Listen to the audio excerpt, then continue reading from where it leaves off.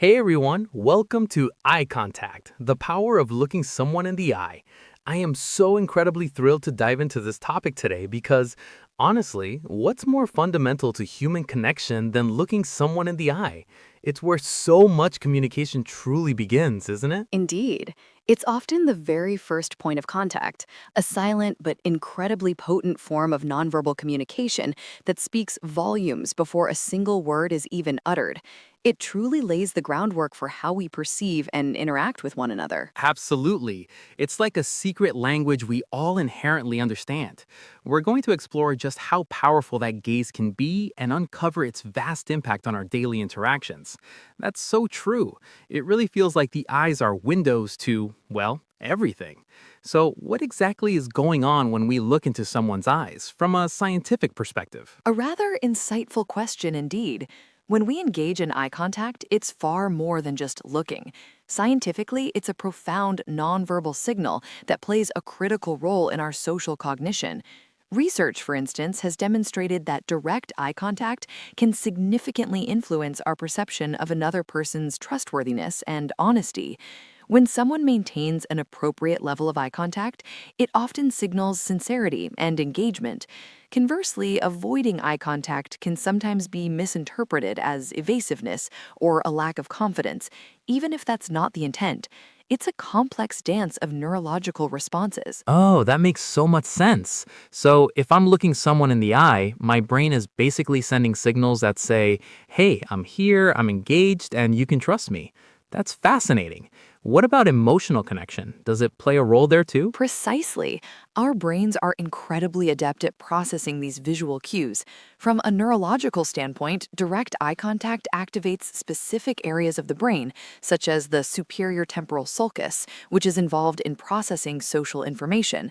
This activation facilitates shared attention and can even synchronize brain activity between individuals, fostering a deeper sense of connection and empathy. It's almost as if our brains begin to resonate with one another, creating a more profound emotional bond. It's why parents and infants develop such strong attachments through gazing, for example.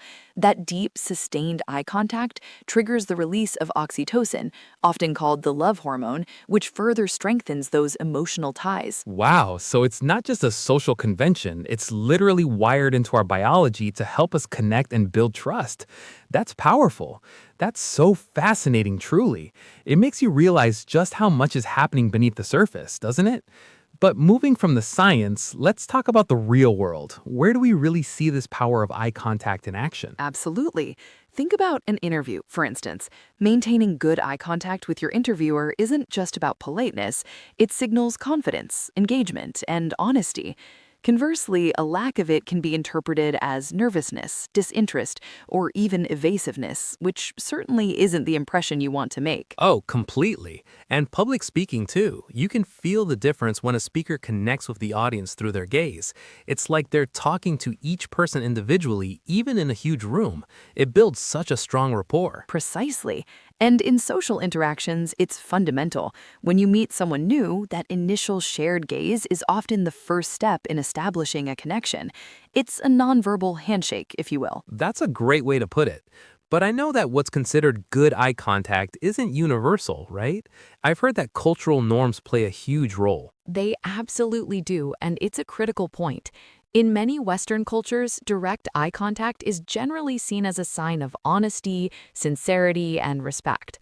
However, in some East Asian cultures, prolonged direct eye contact can be seen as aggressive or disrespectful, particularly when interacting with elders or superiors. A more indirect gaze is often preferred as a sign of deference. Wow, that's such a significant difference. Indeed.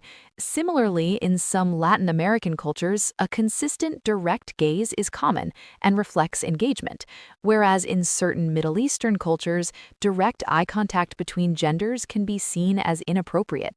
It truly highlights how we need to be mindful of context and cultural background when interpreting and utilizing our gaze.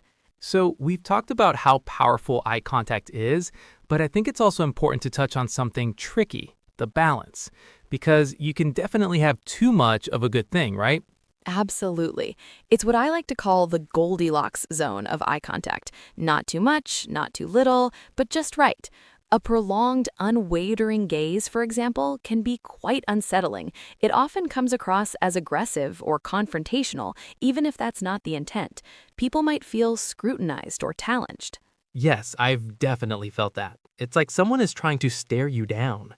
On the flip side, constantly looking away, avoiding eye contact entirely can send signals that are just as problematic.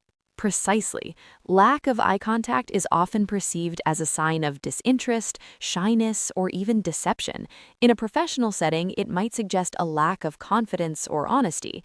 The key is to adapt your gaze to the context and the person you're speaking with. It's about creating comfort, not discomfort, and fostering genuine connection. So, how do we actually put this into practice? I'm so excited to share some really actionable tips to help everyone feel more confident with their eye contact, whether it's one-on-one or in groups. First up, for group settings, there's a fantastic technique called the triangle method.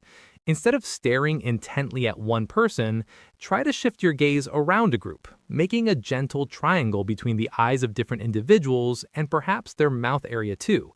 It makes everyone feel included without making anyone feel singled out or pressured. It's truly brilliant.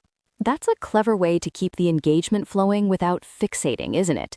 Very subtle. Exactly. And for those one-on-one conversations, a simple but powerful tip is to maintain natural eye contact, especially during pauses in conversation. We often break eye contact when we're thinking of what to say next, but if you hold it gently during those quiet moments, it really shows you're present and engaged. It feels so much more connected, and it's something anyone can start doing today. So, as we wrap up today, it's clear just how much power we hold in our gaze, isn't it? Eye contact isn't just about seeing, it's about truly connecting, building bridges of understanding, and expressing ourselves without uttering a single word. Absolutely. It's a fundamental aspect of human interaction, a truly invaluable nonverbal skill that can profoundly influence our relationships, careers, and even our daily social encounters. Mastering it means unlocking a more effective, confident way to communicate. Exactly. So we really encourage you to be mindful of your eye contact in your daily interactions. Practice those tips we shared. Experiment a little and see the incredible difference it makes. It's an essential skill and one that truly empowers your communication.